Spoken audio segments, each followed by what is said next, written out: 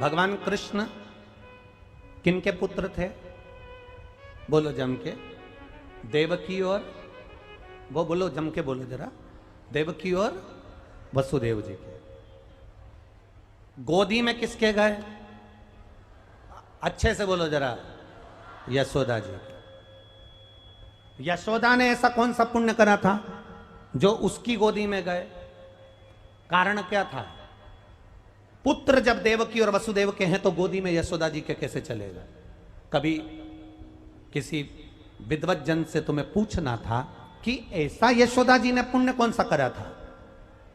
यशोदा जी ने पुण्य करा अपनी जगह पर है, पर यशोदा जी की जो मां थी जिसका नाम था पाटला देवी। क्या नाम था? पाटला देवी। यशोदा जी की मां, नंदराय जी की सास।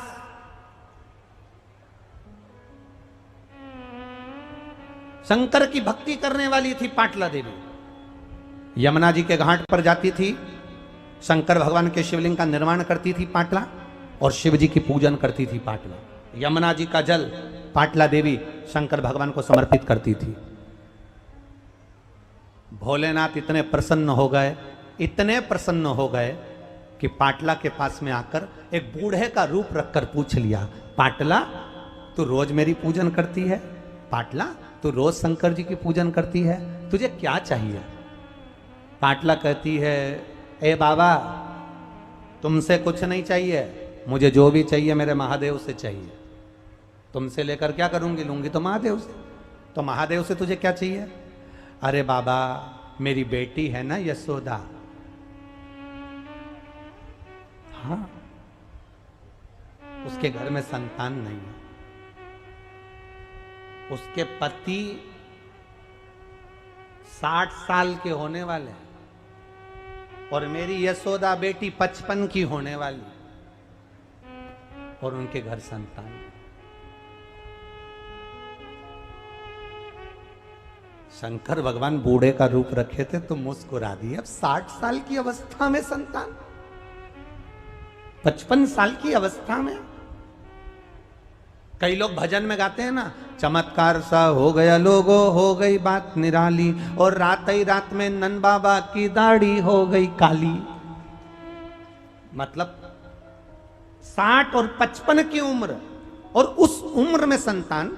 तो तुरंत भोलेनाथ जी बोले, तुम क्या चाहती हो? बस मेरी बेटी के संतान आ जाए, संतान का सुख मिल जाए, संतान का सुख।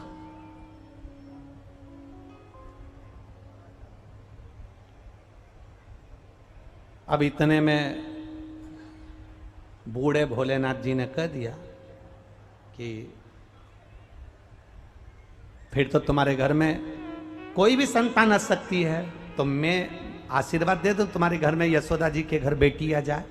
इतने में पाटला देवी बोली, अरे बाबा कहाँ की बात कर रहे हो, बेटी आ जाए? हाँ, हम मना नहीं करते बेटी आ जाए, पर बेटी आए पर बेटा आए।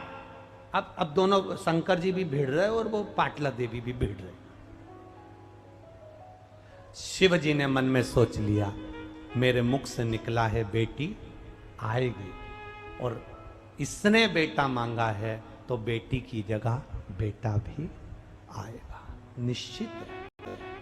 शिव जी ने कह दिया, बूढ़े का रूप रखकर आए मेरे देवाधिदेव महादेव ने कह दिया, तुम्हारी बेटी यशोदा को कह दो सावन के महीने में शंकर भगवान पर 1 लोटा जल चढ़ाना प्रारंभ करे, और सावन की जैसे ही पूर्णिमा आए उस पूर्णिमा पर संतों को भोजन कराए, उस भोजन में खीर और मालपुआ खिलाए, बस संतान आएगी। अब संत सारे की सारे नोते गए, नंद बाबा ने सबको भोजन करने बुलाया, भोजन करने बुलाया तो खीर मालपुआ बनाया, खीर मालपुआ बनाया तो नंद बाबा सबको मालपुआ परोस रहे थे। इतने में यशोदा जी अच्छा लंबा घूंघट करके, इतना इतना घूंघट कर कर यशोदा जी भी खीर की बाल्टी लेकर आ गई और संतों को खीर परोसने लगी।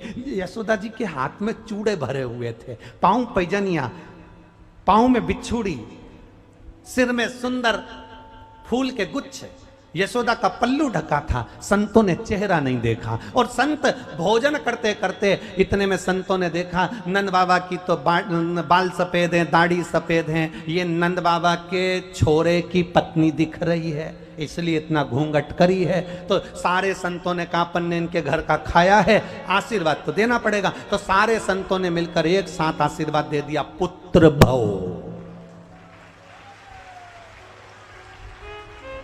एक लोटा जल, सारी समस्या हल। सारे संतों ने आशीर्वाद दे दिया, पुत्र भव। इतने में यशोदा जी ने अपना पल्लू ऊंचा कर दिया। जो ऊंचा करा तो सारे बाबा होन आपस में बात करने लगे, रे ये भी डोकरी है, ये भी बूढ़ी है। नंद बाबा के बाल सफेद, इसके भी पूरे सफेद हैं, ये भी बूढ़ी, और अपन ने आशीर्वाद दे दिया, पुत्र भव। इतने में दूसरा संत खीर खाते खाते बोल रहा था। अब लोग पहचाने तो नहीं कि कौन था। खीर खाते खाते बोला कि कोई बात नहीं, भोजन करते करते अपन ने आशीर्वाद दिया है और इसने एक लोटा जल चढ़ाया है। अपन ने कहा पुत्र भव, तो बुढ़ापे में भी पुत्र आएगा, देगा तो महादेव देगा, कोई देगा तो महाकाल राजा देगा, शिव देगा, शंकर देगा। और हुआ, बेटी हुई, बेटा हो गया। रात को हुई थी बेटी, वसुदेव जी लेकर चले गए और वसुदेव जी ने अपना पुत्र यशोदा जी की गोद में डाल दिया। कभी विचार करना कि पुत्र की प्राप्ति कैसे हो गई, आखिर ऐसा क्या पुण्य करा था। पुण्य था सावन के महीने में एक लोटा जल शंकर भगवान को चढ़ाती रही और पूर्णिमा के दिन ब्राह्मण का भोजन करा दिया, संतान प्राप्ति गोदी में हो गई।